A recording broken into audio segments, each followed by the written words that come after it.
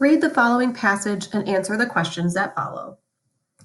The trial of Tom Robinson in To Kill a Mockingbird was almost certainly based on a real-life trial that occurred in Scottsboro, Alabama, when Harper Lee was 6 years old. 9 young black men between the ages of 12 and 21 were accused of raping 2 white women. The women told police that the men had assaulted them while they were on a train from Tennessee to Alabama. The 9 men were immediately arrested and sent to jail in Scottsboro to wait trial, even though each of them asserted his innocence.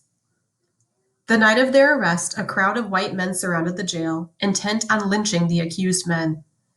Their plan was thwarted, however, when the governor, B.M. Miller, ordered the National Guard to Scottsboro to protect the suspects.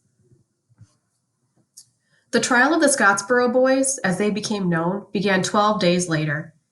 The accused men claimed they had not even been in the same car on the train as the 2 women. Defense attorneys argued that at least 2 of the men, one of whom was blind and another who was too sick to walk without help, could not possibly have committed such a crime. Despite a lack of evidence that the alleged crime had happened, 8 of the 9 men were quickly convicted and sentenced to death.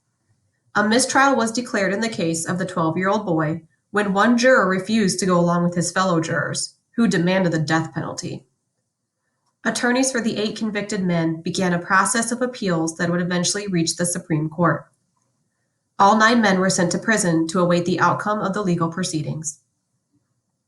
In November 1932, the U.S. Supreme Court ordered new trials for all of the Scottsboro defendants because they had not had an adequate legal representation.